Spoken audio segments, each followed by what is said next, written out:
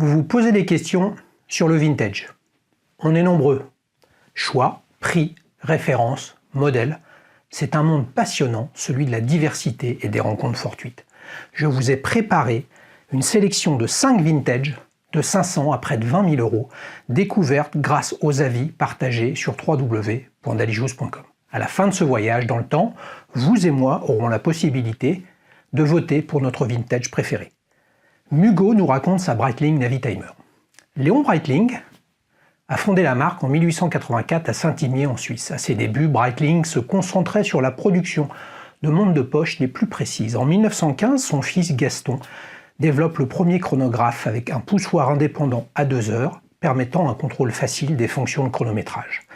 La marque commence ainsi à se spécialiser dans les montres pour aviateurs et introduit en 1942 l'emblématique Chronoma, intégrant une lunette, règle à calcul permettant aux pilotes d'effectuer des calculs simples durant leur vol. En 1952, Breitling lance la Navitimer, une montre plus complexe pour pilotes avec des fonctions de calcul optimisées. Ce modèle connaîtra un succès mondial, symbolisant la réputation de la marque auprès des pilotes. Mais revenons à la Breitling de Mugo, la Navitimer 81-600.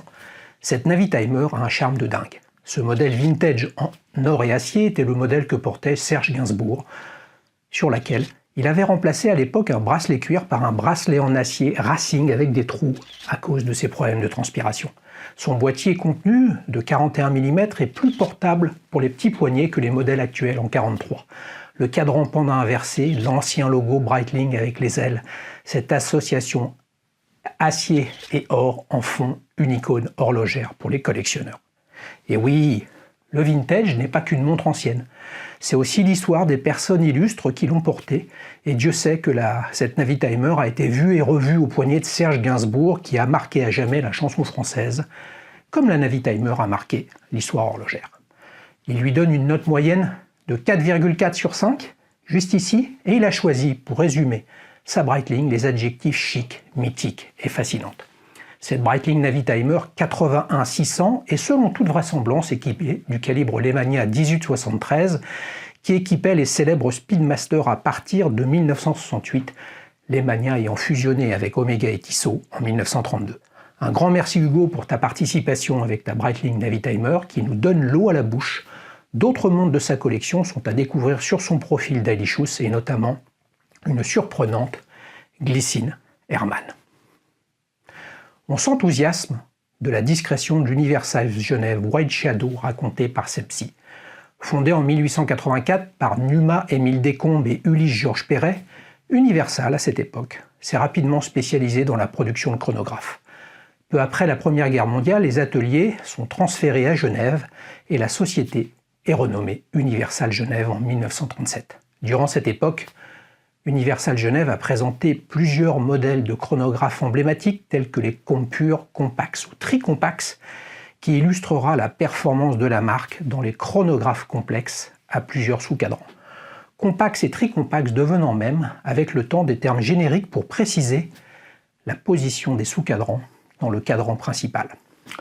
Universal Genève a également travaillé avec Gerald Genta, le célèbre designer, pour designer la Pole Router, une montre conçue pour résister aux puissants champs magnétiques autour des pôles et notamment remis en dotation aux pilotes de la compagnie aérienne scandinave SAS. La Pole Router est très prisée sur le marché des montres vintage. Vous pouvez en découvrir différents modèles également sur la plateforme Dailyshoes. Après cette rapide présentation de l'histoire de la marque, revenons à la vie de Sepsi. Il a découvert cette montre par hasard en cherchant la montre qu'il aime depuis toujours, la Patek Philippe Ellipse. Et oui, mais elle reste inaccessible par son prix. Gerald Genta a dessiné cette montre dans les années 65, avant la fantastique Ellipse en 68. Étant né en 68, nous dit-il, il ne sait pas si c'est pour cette raison qu'il aime cette montre au design si singulier en rupture avec tout ce qui se fait aujourd'hui. La forme du cadran est unique et son design est d'une très grande pureté, pour ne pas dire simplicité. Il n'y a même pas de trotteuse. Le bracelet en maille milanaise n'était pas de son goût au départ, mais il est d'un confort unique, nous dit-il. On ne la sent pas, d'autant qu'elle est de petite taille. Enfin, pour lui qui a un petit poignet, c'est un bonheur de la porter, on reprend plaisir à pouvoir regarder l'heure à son poignet sans se sentir menotté. En plus, de façon surprenante pour ceux qui la découvrent, elle emporte immédiatement l'adhésion par son design et sa simplicité. Il lui attribue une note de 3,8 sur 5. Les adjectifs choisis par Sepsi pour la qualifier sont discrète, cool, stylée. Cette White Shadow intègre un calibre Universal Genève à micro-rotor permettant de proposer des modèles extra plats, ultra slim tels que précisés sur le cadran. Les puristes pourront s'interroger sur l'affirmation de Sepsi concernant le design de la Patek Philippe Ellipse. Il semble acquis que cette ellipse aux proportions du nombre d'or ait été dessinée par Jean-Daniel Rubelli en charge du design chez Patek dans ces années-là. Genta a quant à lui dessiné des premières White Shadow, mais aux proportions différentes de l'ellipse et donc de celle de Sepsi. Un grand merci à toi pour ta participation avec ta White Shadow Ultra Slim. Une autre speed est possible avec la Omega Speedmaster Mark II racontée par Ralph Malph. Lancée en 1957, la Speedmaster est rentrée dans la légende le 25 juillet 1969, accompagnant les deux premiers hommes sur la Lune, Neil Armstrong et Buzz Aldrin. Le modèle d'origine avait beaucoup évolué depuis le tout premier, la référence 2915, boîtier, aiguille et calibre ayant évolué de façon très significative pour les collectionneurs, mais peu distinctive pour les néophytes. La Speedmaster Mark II, lancée fin 69, marque une rupture très importante en termes de design, avec un ensemble boîtier carrure lunettes en rupture totale avec ses devancières. Elle donnera naissance à une vraie filiation avec les Mark II et Mark IV notamment, mais sans s'imposer sur le long terme dans le catalogue Omega. Une version héritage de la Mark II est toutefois encore commercialisée par la marque en version or et acier. Allez, on rétrograde et on revient à la Mark II de Ralph Malph, qu'il considère comme une autre Speed. Ben oui, la sienne. La Omega Speedmaster Moonwatch a toujours été un objectif et lorsque le moment est venu de s'en offrir une, il a commu un blocage face à toutes les versions de la Moonwatch. Nous raconte-t-il. Trop de choix, de différences subtiles voire invisibles, ça l'a gonflé, sérieusement, nous raconte-t-il. Jusqu'à ce qu'il découvre une autre voie, différente mais tout aussi historique. Cette Mark II est finalement, avec un peu de provocation, la vraie descendance de la Moonwatch. Celle qui est sortie au moment où Omega pensait en avoir fini avec la saga historique de l'alunissage. L'histoire contredira tous les plans et la Moonwatch, lapsus, prendra son envol comme la Porsche 911 l'a pris, alors qu'on croyait morte avec la 924. Qui se souvient de la Porsche 924? Plus grand monde. Comme pas grand monde ne s'intéresse à cette Speed Mark II.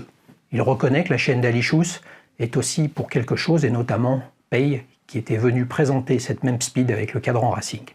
Il a eu l'ambition et même la naïveté d'acheter la même que lui, mais n'avait clairement pas le budget.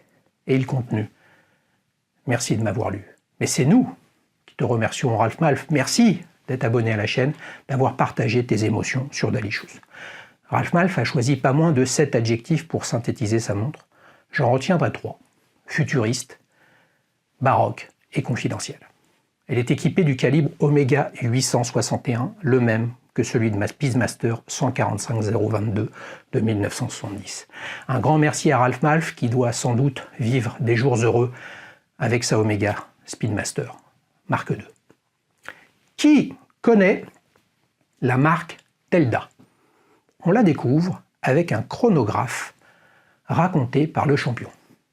Telda est une ancienne marque, aujourd'hui disparue, et dont les traces remontent à Tramelan, dans le Jura suisse. Elle semble avoir été exploitée par les descendants d'une grande famille horlogère, celle d'Armand Nicolet, qui avait ouvert un atelier d'horlogerie en 1875. Il n'est pas rare de trouver des chronographes Telda, parfois avec complications frappantes, parfois non, parfois des simples 3 aiguilles, pour le plus grand bonheur des amateurs de vintage à prix raisonnable.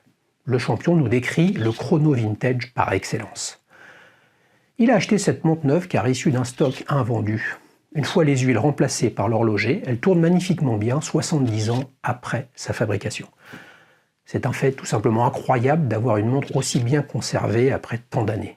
Mais elle est neuve de stock. Et les amateurs, les puristes du vintage diront qu'il lui manque une patine, mais on ne peut pas tout avoir. La robustesse de son calibre, Vénus 188, est éprouvée, son diamètre de 38 mm, rare pour cette époque, où le 35 était la norme, la rend à la fois actuelle et à la fois vintage, par la présence d'une échelle tachymétrique plus intéressante et pratique, télémétrique, mais qui a complètement disparu des chronographes modernes ou encore On a des index avec une police toute droite sortie des années 50. Il lui attribue une note moyenne de 4,4 sur 5. Ces adjectifs lui vont très très bien, il résume bien sa pensée, divine, rétro, charmante.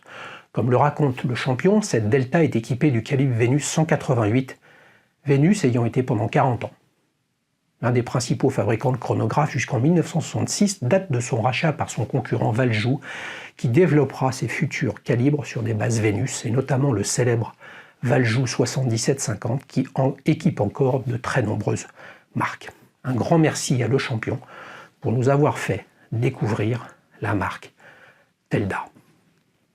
Dr. Strong nous présente sa Rolex Day-Date référence 1803. Les années 50 sont à jamais gravées dans l'histoire de Rolex et de l'horlogerie tout court, avec une succession de lancements de nouveaux modèles comme la Submariner en 1953 ou la Rolex GMT Master en 1955. La Rolex Day-Date est sortie en 1956 et est devenue la première montre à afficher le jour de la semaine en entier et la date avec le fameux cyclope. Rolex surfera habilement sur le surnom de président avec de nombreuses publicités présentant notamment le poignet d'un homme décrochant le téléphone rouge, symbole des États-Unis, appelant son homologue de l'Union soviétique durant la guerre froide. Président est aussi le nom du bracelet spécifique lancé la même année pour accompagner les Rolex Day-Date, qui ne sont produites à ce jour qu'en métaux précieux. Mais revenons à la vie de Dr. Strong. La Rolex Day-Date, surnommée Président, est sans doute la Rolex non sportive, classique on va dire, non professionnelle, la plus légendaire, avec sa fameuse lunette cannelée et son bracelet spécifique. La montre des présidents, mais aussi des hommes d'affaires, des jet-setters, etc. L'exemple de Dr. Strong fait partie des très rares montres portant la double signature du retailer Serpico Ileno de Caracas, au Venezuela, qui a eu le privilège d'ajouter son nom au cadran des Rolex qu'il vendait jusqu'à la fin des années 60. Une exclusivité pour une montre de légende. Les adjectifs sont particulièrement bien choisis. Dr. Strong y voit une montre secrète, exclusive et classique. Un grand merci Dr. Strong pour nous avoir fait découvrir ce modèle exceptionnel qui nous rappelle que les politiques commerciales des marques n'ont pas toujours été de gérer la pénurie globale. Il fut un temps où il fallait soutenir la demande avec des cadrans personnalisés attrayants pour une clientèle locale. Vous pouvez retrouver cet avis sur la plateforme d'Alichus et découvrir d'autres avis de Dr. Strong. Et je peux vous dire qu'ils valent plus que jamais le détour si, comme moi, vous êtes amoureux des vintage. Voilà 5 belles découvertes que l'on peut faire grâce aux avis de clients sur www.dalichus.com. Avant de se quitter, c'est le moment de choisir parmi les 5 que je vous ai présentés. La facilité pour moi et ceux qui connaissent la chaîne serait de choisir la Speedmaster Mark II avec son look 70s. C'est vrai que j'ai hésité. Mais le vintage est avant tout, selon ma trajectoire personnelle, une quête de l'improbable, de la surprise, de l'incertitude et des questionnements. Et à ce jeu-là, mon cœur balance pour la Telda chronographe. Merci aux 5 membres de la plateforme pour leur participation à ce nouvel épisode de 5 Hz. À vous de nous dire en commentaire quel est votre vintage préféré parmi les 5. Ciao les amis, à bientôt.